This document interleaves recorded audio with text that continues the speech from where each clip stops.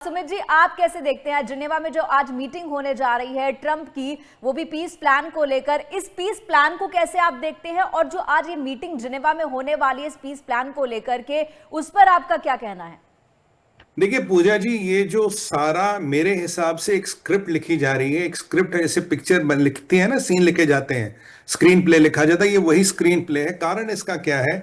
अगर आप इसके फंडामेंटल्स में जाएंगे, ये पीस प्लान कभी क्रियान्वित हो ही नहीं सकता।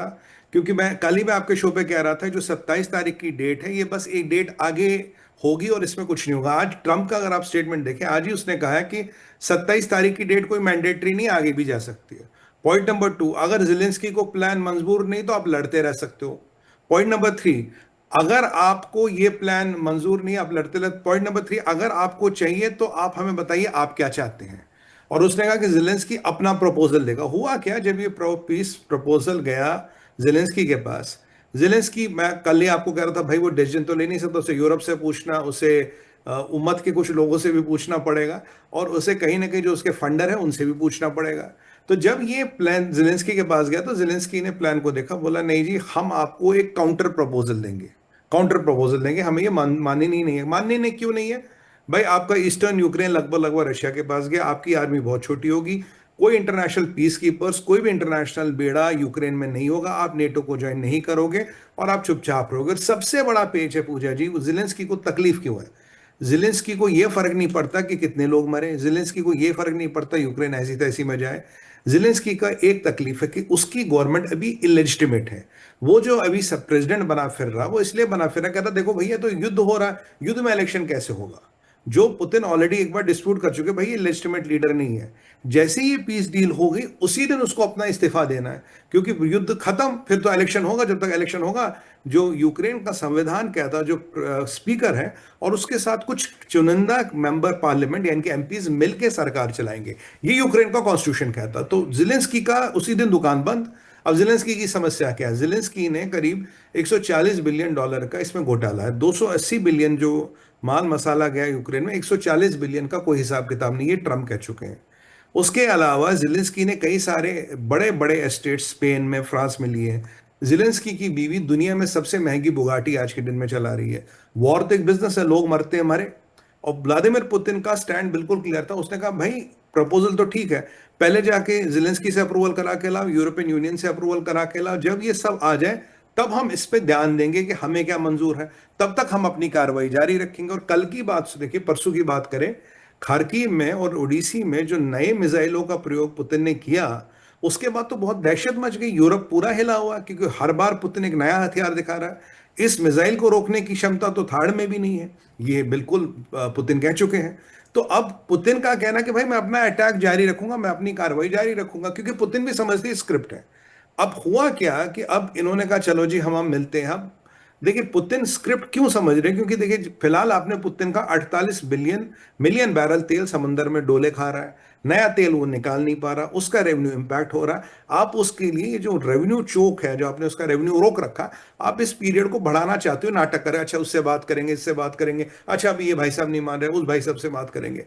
सवाल ये है, जो स्विट्जरलैंड की मीटिंग है उसमें विटकॉफ जा रहा, विटकॉफ तो दलाल है आप जानते हैं। अब मार्को रूबियो जरा, चलिए वो औपचारिक मंत्री है। जिलेंस्की के यहां से कौन आ रहा है? जिलेंस्की यहां से उसका चीफ ऑफ स्टाफ आ रहा है, उसकी तो औकात थोड़ी ना डिसीजन लेने की। भाई वो तो ये बोलेगा मैं अपने बॉस से फोन कराऊंगा, वो बॉस बोलेंगे तब करूंगा। और एक दो जिलेंस्की के अधिकारी आ रही है, हाईएस्ट रैंकिंग ऑफिसर है चीफ ऑफ स्टाफ, जिसकी कोई अथॉरिटी नहीं है as per constitution, as per party, as per किसी भी कोई भी चीज कमिट करे, साइन करे, बोला ठीक है जी मैं जिलेंस्की से बात करूंगा। बेसिकली ये जो ट्रम्प खेल खेल रहे हैं, ये दिखा तो रहा मैं पीस पीस वगैरह के इंटरेस्ट में हूं, मेरा पीस प्रपोजल है, मेरा पीस ये है। ये टाइम को खींचे जा रहा था कि रशिया पे तेल का प्रेशर बढ़े बढ़े बढ़े, और इकोनॉमिक कंपल्शनों के कारण रशिया वो शर्तें माने जो यूरोपियन यूनियन और ट्रंप को माननी है। और ये गेम बड़ा सिंपल है, देखिए अगर रशिया और आप मान लीजिए जिलेंस्की लड़ते रहेंगे, तो एक दिन क्या होगा, जिलेंस्की कमजोर हो जाएगा, रशिया कमजोर हो जाएगा, ये लड़ाई एक दिन यूरोप को निकल जाएगी। और याद कीजिए, आज से करीब 16-17 महीने पहले ट्रंप ने एक स्टेटमेंट दिया था कि यूरोप सबसे बड़ा खतरा है यूनाइटेड स्टेट्स ऑफ अमेरिका के लिए।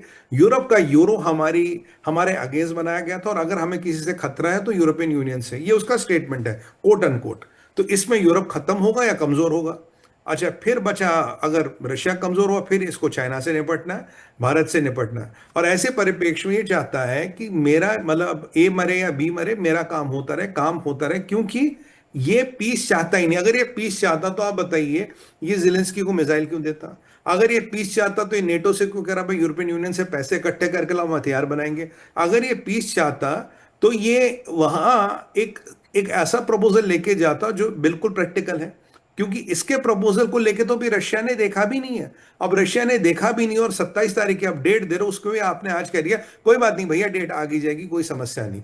अगर आप पूरे प्रकरण को स्टडी करें पूजा जी, ये सिर्फ एक तरकीब है।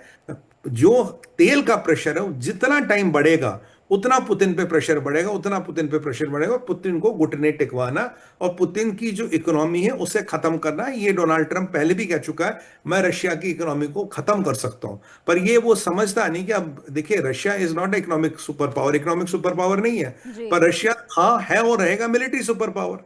अगर एक दिन मेरे यहां के ऊपर पानी चला जाएगा फिर तो मेरे को देखा जाएगा, जो होगा वो होगा। तो ये ट्रंप के जितने ये पीस प्राइज प्रपोजल हैं, ये सब शगुफे हैं, ये सब नाटक हैं। ये आदमी एक हाथ से हथियार देता है, एक हाथ से पीस की बात करता है, एक हाथ से नोबेल प्राइज की मांग करता है, और उसी बोलता अगर नहीं करो तो ये मैं धमकी दे रहा हूं। तो आप समझिए इसका इंटेंशन क्या है। इसका इंटेंशन कोई पीस वीस का नहीं है। ये हीरो बनना चाहता है, ये चाहता दुनिया मेरे इशारों पे नाचे, उठ तो उठ, बैठ तो बैठ, चल तो चल, रुक तो रुक। ये कहानी है। इस्तांबुल में जो मीटिंग हुई पीछे हमास के साथ, या जहां ये विटकॉफ गया, तो उसका नतीजा क्या हुआ? हमने 2 दिन पहले बात, कोई नतीजा नहीं हुआ। अब आज हमास पहुंच गए जी कायरो, हम एस्केलेशन पे मीटिंग करेंगे। कौन जा रहा है कायरो, किसके साथ मीटिंग हो रही है? और ये जो स्विट्जरलैंड में मीटिंग हो रही है, ये बिल्कुल वही बात है, क्योंकि इसका आउटकम आ नहीं सकता। इसमें प्लेयर बैठे ही नहीं है। प्लेयर है जब जिलेंस्की बैठा हो, प्लेयर है जब पुतिन बैठा हो, कम से कम जिलेंस्की तो हो, क्योंकि पुतिन का मैंडेट क्लियर है, इससे अप्रूव करा के लाओ, यूरोपियन यूनियन से लाओ, तब मैं देखूंगा भाई प्रपोजल को।